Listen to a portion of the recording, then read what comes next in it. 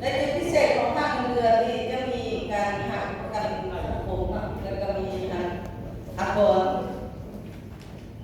ซึ่งอยู่ในการหักอากรของเงินเดือนจะมีการลงบัญชีต่างๆหักเนาะคือประกันสังคม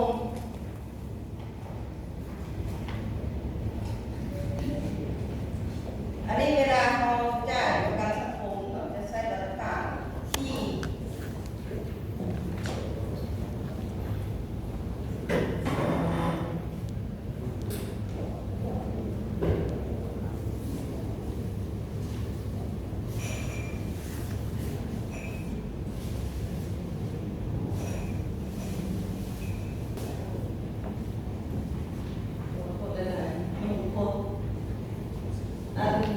อยู่ในการหักประกันสังคมมอบอากรรายได้เนาะแม่เขาจะจดติดตามบัญชี129เขาสังเกตอยู่ในบัญชี129 129 0เรื่องทางนี้เป็นทางประกันสังคม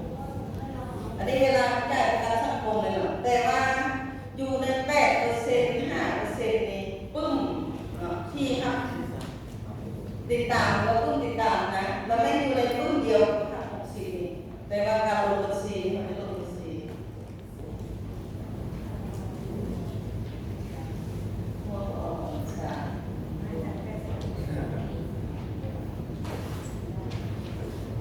ปึ้มนี้นะเราจะลงอยู่ในนี่แหละในปึ้ม60นี่แหละและอยู่ในฟอร์มปึ้ม60มันก็จะมีห้องของประกันสังคมแล้วก็ห้องหักรายได้และเลขหมายบัญชีนี่มัน12901,000อันนี้เป็นประกันสังคมและความแตกต่างของประกันสังคมกับอากรรายได้ก็จะมีแต่1,000 กับ 2,000มีให้ทำจืดเนาะถ้าอากรรายได้ก็เป็น2,000แต่การลงบัญชีไม่นานเดียวกันและ6อันขีดมันนี่เนาะเพราะว่า6สูตรนี่มันเป็นเงินเดือนนะเงินเดือนพวกปฏิบัติต่อนี่เนาะหรือว่าเงินเดือนอย่างจะเป็นย่อยนี่เนาะและปึ้มมาไปเดียวกันแต่อยู่ในฟอร์มอยู่ในปึ้มของ560นี้จุดพิเศษของการลงบัญชีเนี่ยมีตั้ง60นี่จะต่างคือต่างแล้วเนาะเราเพิ่มมันถ้าเรามีหักประกันสังคมกับกองรายได้ซื้อมาต่างเดือนนั้นมา61 62แล้วมันปึ้มกันไป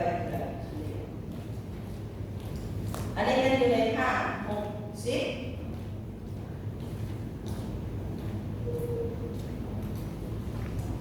ตรงภาค61ในขั้นตอนหรือว่าการบันทึกประกาศนะจะเป็นอันเดียวเนาะแบบเดียวแต่เราจะมาสังเกตในการบันทึกบัญชี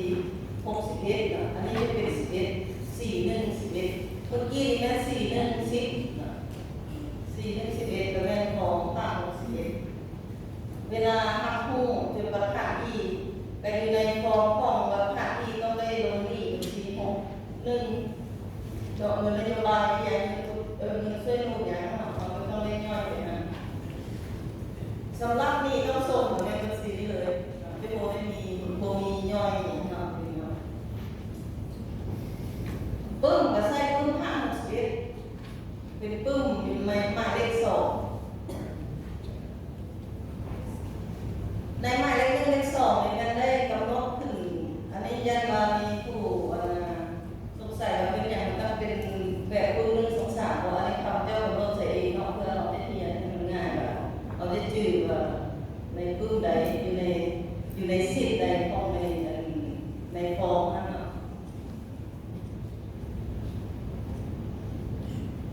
อันนี้เวลาทับหูวันนี้เวลา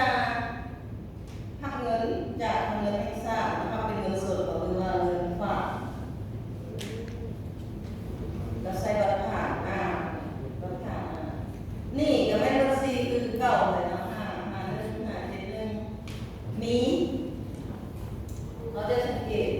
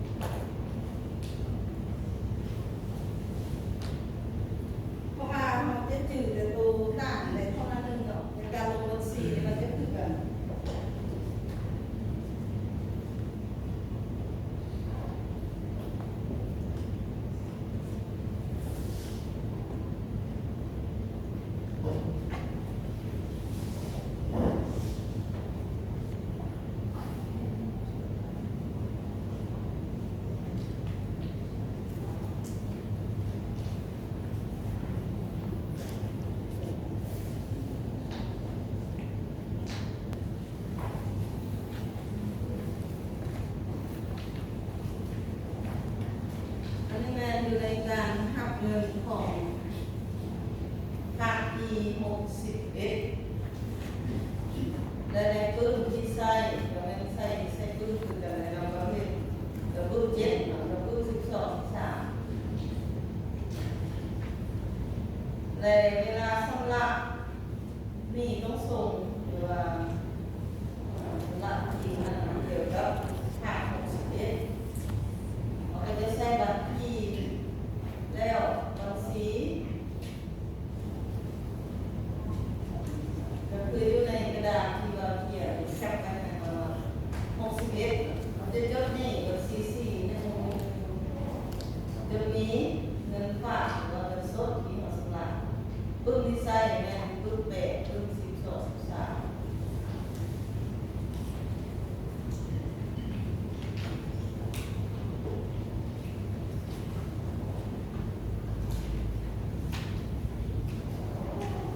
อันนี้อยู่ในกรณีที่เรา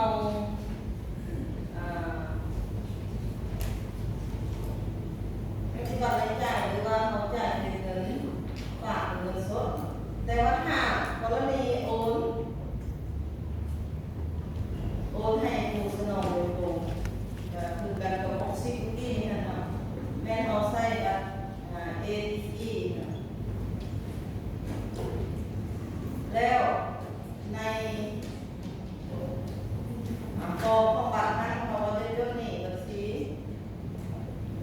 4111จนมีเลยเนาะจนมีบัญชีดูติดตามการสมัครเลย12100อันนี้อยู่ในภาค61ในการลงบัญชีติดตามเกี่ยวกับการชำระรายจ่ายหรือการจ่ายเงินอีกภาคหนึ่งภาค62ตามปกติเนาะอีกภาค62ภาค62ก็คือกันอันเดียวเนาะกับอีกที่เขาให้สโนดนำส่งให้ทางเงินทางศาลหรือว่าเขามีเอกสารไปขอต่อเงินเนาะเกี่ยวกับรายจ่ายของเขานะแล้วแม่นจะลงบัตรผ่านที่สำหรับเรื่องนี้ก็ไม่62เรื่องนี้4112ปึ้งเป็นปึ้ง3อันนี้เวลาเรา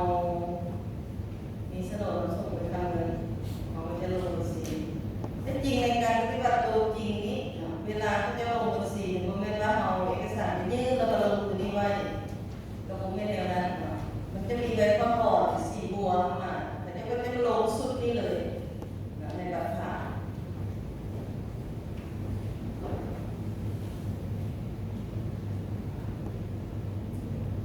เวลารับเงิน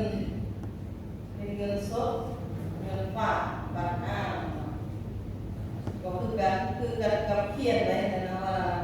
อยู่ในภาคใดกับเลขหมายบัญชีใด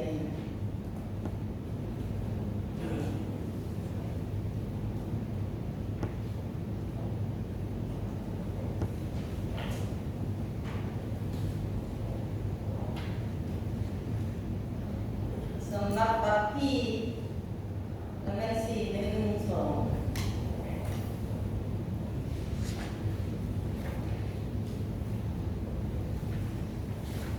จะมีแม่5171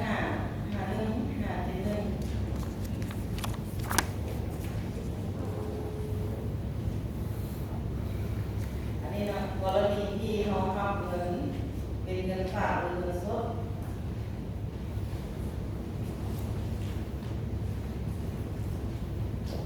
ถ้าโอนโดยตรงให้ผู้สนองก็แม่นใช้บัตร ATM นะ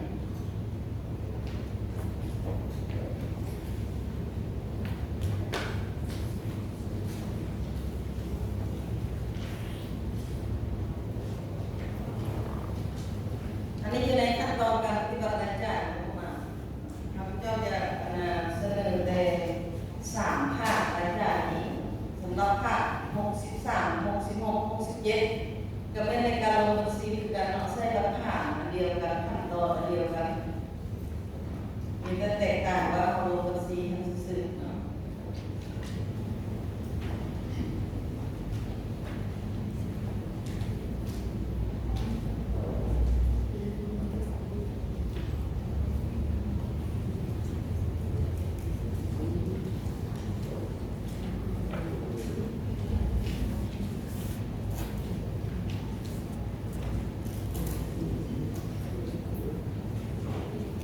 พอได้เนาะเขาเสนอสามหางได้ที่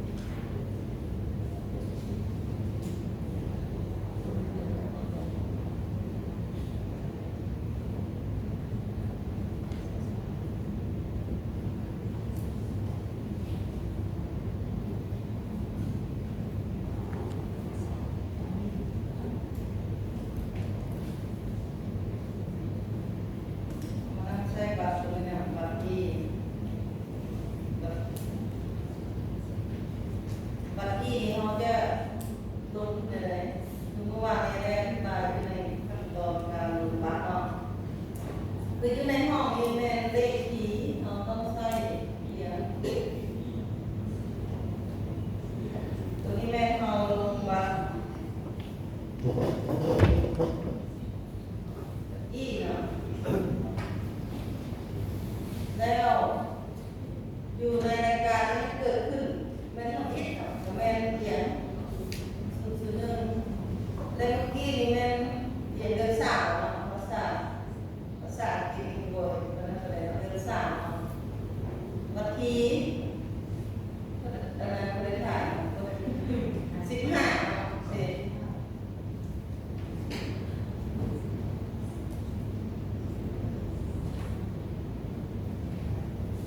19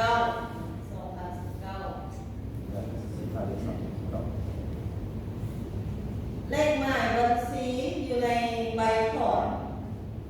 เอาตัวสามเนาะเวลารายการนี้รายการปรับปรุงและพัฒนา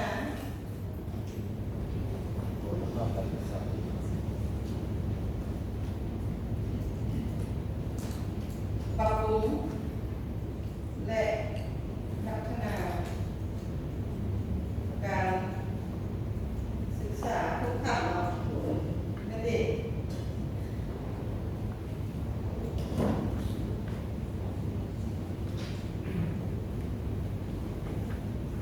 อีกใส่เอกสารเลขที่